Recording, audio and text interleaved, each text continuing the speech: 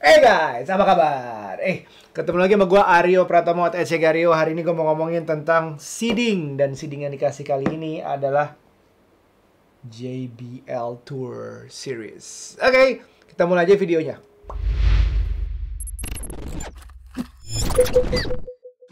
Oke, maksud gue apa gue mau ngomongin tentang seeding adalah begini. Lagi ada conversation di thread. Udah download thread belum? Udah follow gue belum? Lagi ada conversation di thread oleh Mas Mobi dan dilanjutkan dengan beberapa tech reviewer lain, gadget apa, ada juga si tangan belang. Nih, gue kasih lihat semua conversationnya. Dia ngomongin tentang seeding. Seeding yang dimaksud di sini adalah sepertinya berawal dari Mas Mobi yang lagi mengalami suatu kejadian yang mungkin kurang menyenangkan buat dia, yaitu seeding oleh suatu brand yang satu, mengharapkan KPI jumlah view. Jumlah view-nya berapa? 50.000 dia sebut waktu itu dalam waktu 1 minggu. Wow, banyak sekali. Banyak sekali. Buat gue itu banyak ya. Mungkin buat David sedikit kali ya. Tapi ya kalau buat gue banyak dan buat beberapa tech reviewer lain itu juga 50.000 juga cukup banyak dalam seminggu, dalam artian belum tentu karena ada faktor-faktor lain dalam hal mengeluarkan video itu. Brandnya apa, siapa aja yang udah review, dan banyak hal lagi lah. Pokoknya to cut the long story short, bagi gue itu adalah kejadian yang kurang agak kenapa ya?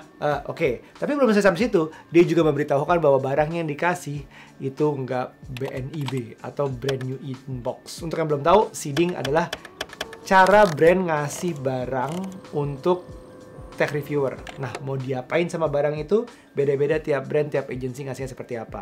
Nah, kita masuk ke produk hari ini. Ini adalah JBL seeding ke gue produknya, yaitu Tour Series. Ada 2 barang dalam sini, kita buka sebentar lagi. Tapi kondisi dari mereka adalah, guess what? Nggak ada. Artinya mereka nggak minta gue untuk ngapa-ngapain pun sama produk ini. Biasanya ada yang minta, oh boleh nggak di-share di sosial medianya. Ada terserah YouTube, Instagram, Twitter, atau apapun itu. Nah, untuk JBL ngasih, bener-bener ngasih. Nggak ada permintaan apapun. Oh, otomatis kita sebagai tech reviewer ini bahan konten dong. Nggak mungkin nggak dipapain. Tapi gue karena senang banget dikasih produk yang menurut gue cukup premium, cukup produk bagus, dan dari brand yang udah terkenal, udah besar di dunia, then why not? Let's make a review, well, slight review, a mini review out of it, right? Kita buka dulu. Perlu diketahui bahwa ini yang dikasih adalah barang seeding, yang artinya ini package-nya berbeda. Ya, kadang-kadang seeding itu package-nya berbeda. Ini kalau kalian yang beli di toko nggak akan dapat box seperti ini, melainkan akan dapat box seperti itu di belakang gua. Ya, nih kalau versi gue akan buka ini. Yes, dalam sini terlihat ada 2 device yang ini adalah flagship atau premiumnya mereka. Yang pertama adalah headphone Tour One M2. Dan yang kedua adalah TWS atau TWS Tour Pro M2. Jadi ada Tour Series yang flagshipnya JBL dengan ada yang versi headphones dan versi TWS. Kita mulai dari yang mana dulu? Capcicus apa? Kembang. Ya itu deh pokoknya. Gue mulai dari yang Tour One M2 dulu, oke? Kemarin gue post di thread gue lagi, gue post ada depan temen gue The Pen atau Panji, dia membalas bahwa ini nyaman banget karena secara pemakaiannya ini cukup dalam dan empuk banget. Dan gue coba, it's true. Masalahnya mungkin di gue agak sedikit berat ya, kebanyakan headphone hampir sama sini, berarti 278 gram. Pemakaiannya menurut gue cukup agak lumayan kerasa sebagai headphone, makanya mungkin gue lebih cocok selama ini pakai TWS. Nah, untuk kalian yang cocok headphone silahkan 278 tuh beratnya seperti apa. Kita bandingkan beberapa headphone lain, beratnya hampir sama. Oke, nah kalau kita ngomongin dari luarnya dulu, secara desain menurut gue nothing spectacular. Bukan ada desain yang seperti gue suka banget sama desainnya si Nothing Ear, itu breakthrough banget. Dan gue suka dengan desainnya headphone-nya Bose, juga gue suka agak beda, lancip ke bawah gitu handles-nya sehingga mengeluarkan, oke, secara prinsip desain lah. Ini ngomongin estetik, bukan ngomongin kualitas suara.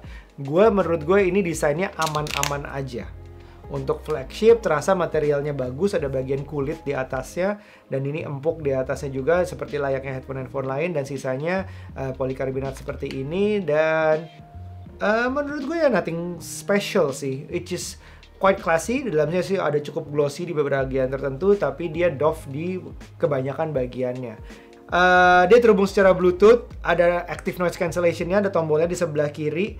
Oh iya, dia juga ada, nah ini, di bagian speakernya juga ada tulisan R dan L-nya lagi untuk menunjuk. Kali aja lo nggak ngeliat dalamnya, lo lebih prefer ngeliat luarnya. Jadi kalau lo malas mencari mana kanan mana kiri dari dalam, dari luar juga ada di bagian microphone di depannya sini.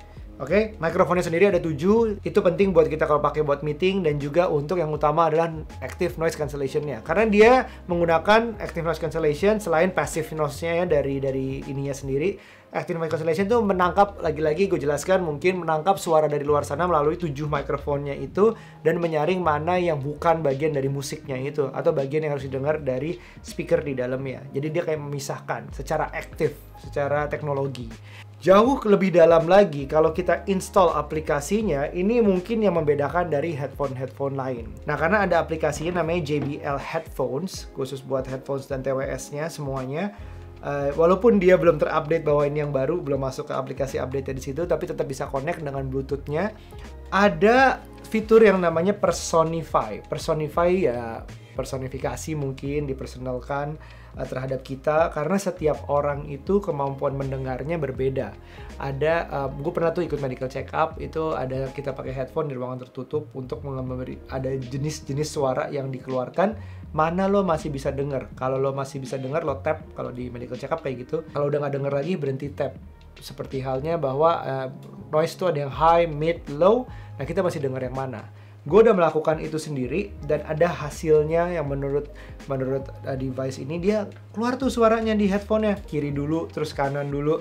Nanti kalau lo tahan tombolnya, kalau lo udah nggak bisa denger, lo lepas tombolnya itu. Nah, di frekuensi yang tinggi gue agak lebih cepat melepas daripada di frekuensi yang rendah. Hasilnya, analisanya, test reportnya dia seperti ini. Dia memberitahukan bahwa kuping kiri dan kuping kanan gue pun berbeda. Jadi bedanya ada di level is brought up a little. Nah, the treble yang hi-hat, high notes di kiri is enhanced. Dikencengin sama dia, soalnya gue nggak begitu mendengar dengan jelas di kiri. Nah, di sebelah kanan, dia is slightly enhanced, artinya dikencengin dikit aja. So, kemampuan mendengar, analisanya berarti kemampuan mendengar hi-hat atau misalnya high frekuensinya di kiri gue lebih lemah daripada di kanan gue. Oleh karena itu ada test reportnya ini, Personify-nya ini untuk menentukan equalizer yang cocok untuk gue itu seperti apa. Menarik banget kan? Very personal. Dan dia bisa lo tes kalau lo dengerin tanpa atau dengan hasil tes tersebut, bedanya apa.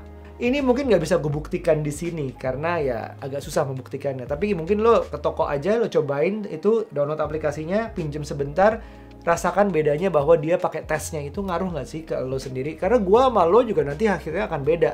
Mendingan datang sendiri ke tempatnya. Dan itu, I think it's good. Semakin device itu bisa makin personalized, I think it helps. Everything else secara sound quality, gue gak akan bicara banyak. Gue bukan audiophile juga, tapi gue nyaman banget. Apalagi sesudah Personify-nya ini nyala, gue banyak mendengar hal-hal yang harusnya, mungkin lengkapnya harusnya mendengar begitu. Tapi selama ini gue kurang mendengar di bagian high frequency, gue gak dengar. Nah, sekarang dengan Personify ini, gue jadi dengar. Yang lainnya lagi dari apps-nya pretty standards to be honest. Equalizer ada, ANC ada, audio udah juga bisa spatial sound untuk yang mode musik, mode film, atau mode game. Itu bisa diubah sendiri.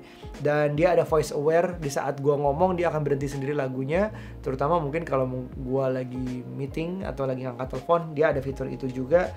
Sisanya pretty basic, ada voice assistance, ada volume limiter, artinya setinggi apapun menyentuh suatu ke suara tertentu dia akan mentok, karena biar kita nggak budak mungkin beberapa kuping sensitif.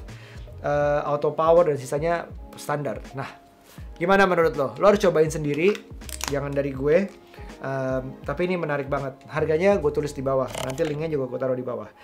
Moving on to the next subject. Cheers. To the next object, to be honest. Nah, ini yang cukup rame di story gue kalau gue ngomongin yang ini. Karena ini adalah TWS pertama dengan layar di case-nya.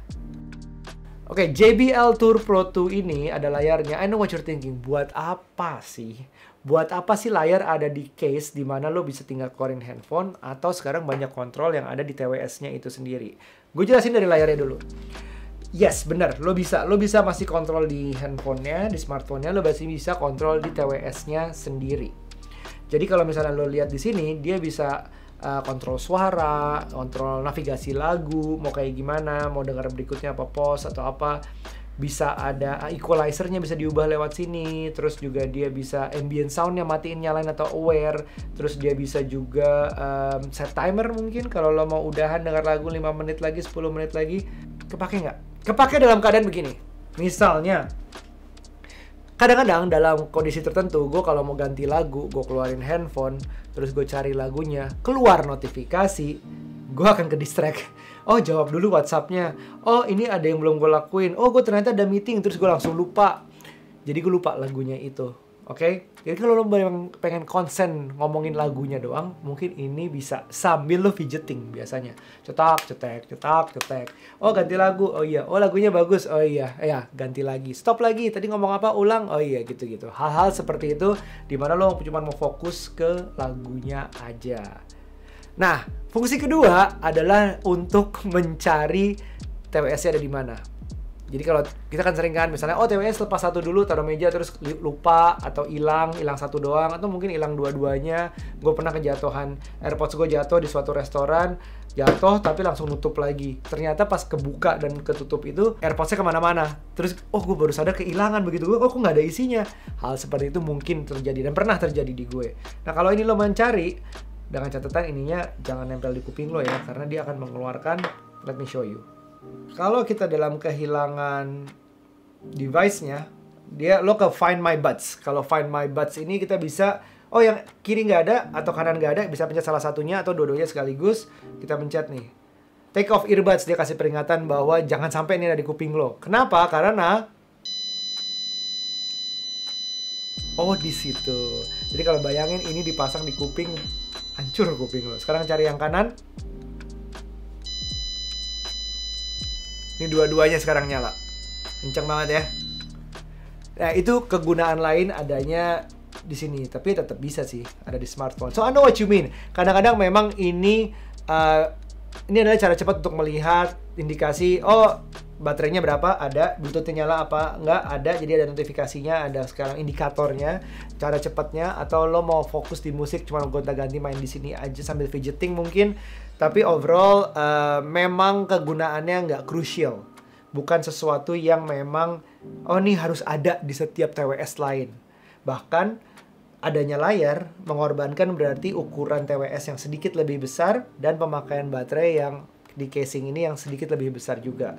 Walaupun ini juga termasuk yang high end, artinya juga ada wireless charging, dia juga suaranya bagus banget, lo datang dengan ear tips yang berbeda, dan tambahannya selain tadi ada personify seperti yang Tour One M2 tadi, tapi juga ada yang namanya buds test.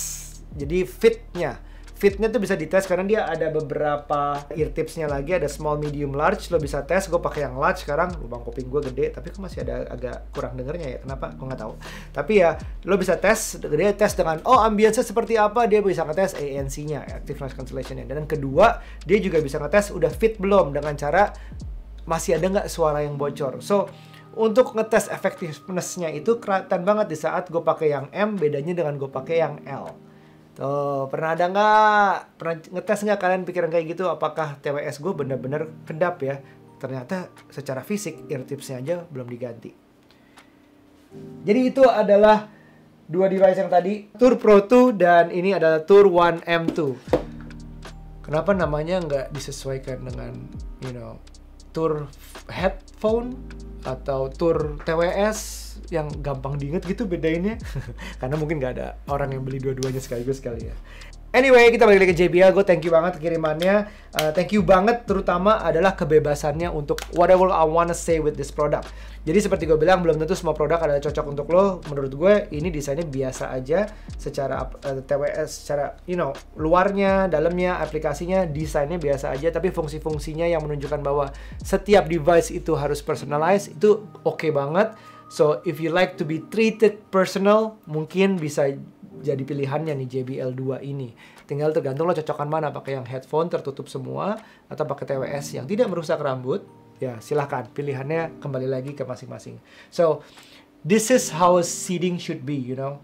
Kalau lo bener-bener brand di luar sana, bagi gue di tech reviewer tuh juga ada cost-nya untuk bikin suatu video, ada waktu yang dikorbankan, ada pemikiran juga, dan kredibilitas kita juga. Kadang-kadang kalau bilangnya mau minta di review, tapi banyak bilang, oh nggak boleh bilang jeleknya ya, oh tapi jangan kasih tahu kalau kita begini. I don't think that's a review. Mungkin bisa bikin bentuk video lain. Seperti yang gue lakuin selama ini ya, gue kalau review pasti gue jelasin bagi gue kekurangannya apa. Dan kalau seeding, alangkah baiknya kalau misalnya seperti JBL ini tidak membatasi apapun dan tidak mengharapkan apapun. Karena kita pun tahu diri, kita pun akan, wah berarti kita dikasih kepercayaan, itu yang penting. Dan kita akan memberikan yang terbaik juga. Seperti hal yang selama ini gue lakuin juga dengan Dyson misalnya. Juga sama perlakuannya, nih buat lo dan terserah lo mau apain. Kasarnya kayak gitu. Boleh juga dengan adanya KPI. Tapi baiknya dibicarakan sebelumnya, dan kalau misalnya memang nggak cocok harus diterima. Memang bagi tiap tech reviewer itu berbeda. Tinggal dibicarakan masing-masing tapi tidak dikagetkan seperti yang dialami mungkin Mas Mobi. Gimana menurut kalian tentang seeding, atau kalian mau komentar tentang produknya sendiri? Mungkin akan gue jual, mungkin akan gue pakai. Ditunggu aja di sosial media gue. Gue akan update di Instagram, terutama sekarang lagi main Threads juga. Jangan lupa follow. Communicate with me there juga bisa, atau di YouTube ini tinggalin komen aja. Sampai ketemu di video berikutnya. Bye now. Be nice in seeding probably.